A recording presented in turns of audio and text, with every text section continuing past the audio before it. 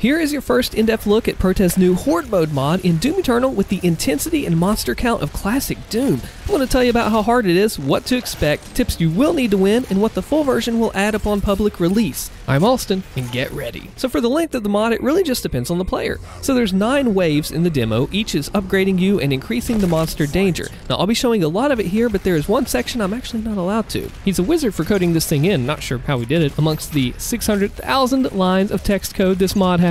So I went for survivability, not speed, and my recording was 48 minutes long. Contrast that to the 22 minutes on Proteh's Taras Nabad map. More on that comparison later. Regarding the length of the full version, Proteh says the Horde Mode mod has already 1 hour of playtime, only to complete the progression rounds, 13, to upgrade your Slayer. Plans for the final round are for it to be another hour of non-stop action. Will someone reach the end? And maybe even see the special cutscene? Later on in the video, I'll be going over some of the stuff that's changing in the full version, which is the one that you'll get to download and play here very soon. So, how's it feel? Make no mistake, these are Slayer gates, but they're turned up a notch, through and through. If you have issues with the gates in the vanilla game, you're going to want to drop the difficulty setting down one, promise. If you don't have issues, well, you're still probably going to have some trouble here. I definitely did. People have always asked about having Slayer gates back to back or a boss rush mode, but this is as close as we have. Now in the base game you can use your save files and reload those in and out, but this is straight up back to back, 9 gates, no checkpoints, 1 death, and it's over.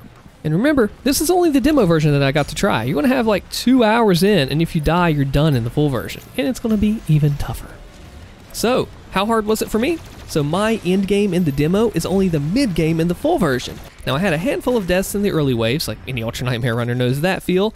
One of my first deaths was in wave 8, and also in wave 9. When you realize that my latest death was 45 minutes into the run, then yeah, it does burn a little, but all told, I went back and got it. It's a horde mode, so we need to talk about progression. Now, there's a good sense of upgrades to match the enemies as you go. So you start off with the shotgun in both mods, which is an upgrade from the teaser video, and then every wave you get new guns, mods, crystals, runes, maybe a soul sphere, and extra life, which you'll need, so you can actually build your Slayer as you see fit. This is nice because it lets you cater to your own playstyle. Now I went full health and armor crystals for survivability, but I did notice the pain of low ammo later, so you do want to watch for that. My usual rune loadout of air control, I did blood fueled 2nd, equipment fiend 3rd. I also grabbed chrono strike, though I never needed it, and saving throw just to be safe. And for the suit, I went faster dasher, hot swap, and ice bomb upgrades. I also saved the weapon points for later, much like the campaign, for the rocket launcher lock-on, super shotgun, and ballista. There's no chain gun or super weapons in the demo, you have to go without, and no shield to protect, but those should be added later on in the full version. Now you need to check the menus for some of the new things that you get, as well as your HUD.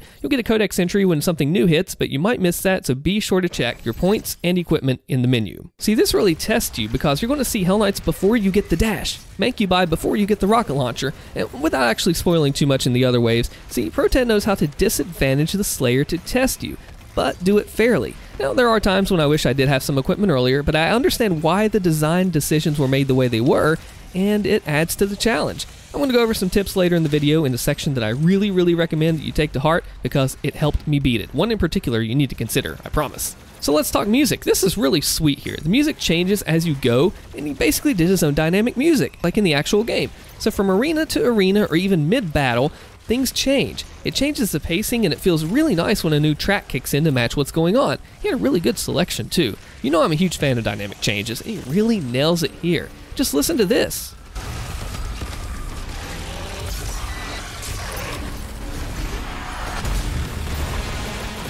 That is from the same arena fight. How cool is that?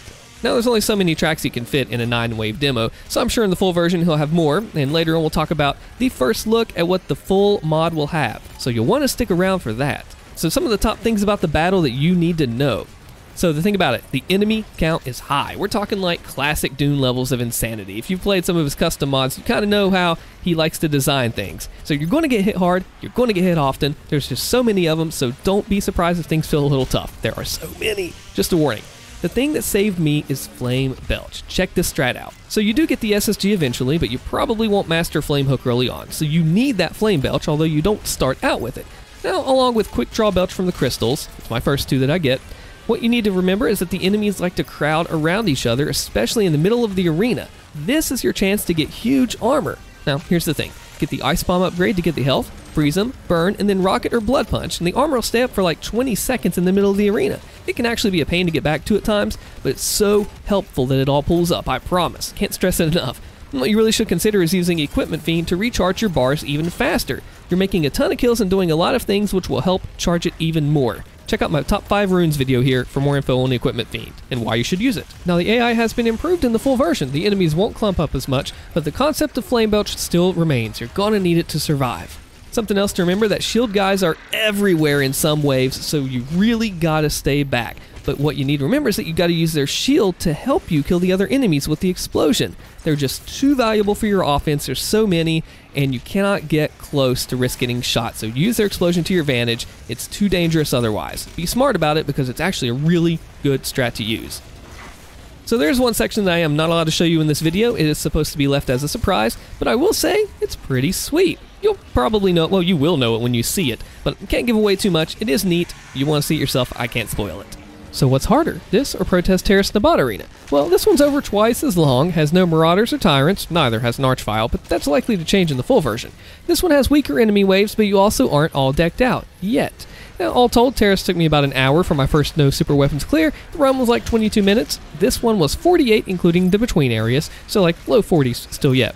I went for survivability, not speed, so I can see speedruns of this being in the 20-minute range, but I definitely won't say that's as low as they can go, because people like Zero Master, Frosty's Inn, and Zexy will absolutely rip and tear through this stuff. Now, if you think that sounds like a lot, remember, this is only the demo. You'll be playing the full version. And as I mentioned, Proteh estimates a couple hours of solid play, so it's gonna be interesting to see. I imagine the final wave of this thing being like the Taras Nabad Arena, with a whole lot more, like triple the length, and not to mention you have an hour of gameplay to even get there in the first place, so the pressure of losing it all is high. You're going to need those extra lives, let me tell you. And plus, you don't have to take all these upgrades that he gives you, you know. You could do a challenge run if you want to and leave some of your upgrades behind if you're crazy enough. Is anybody up for that? Let me know if you are or you aren't in the comments below. So let's talk about the extra features that the full version will have that you'll get to play versus the demo that I played.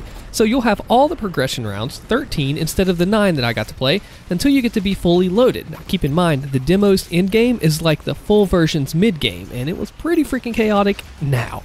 Then it's just rip and tear for literally another non-stop hour.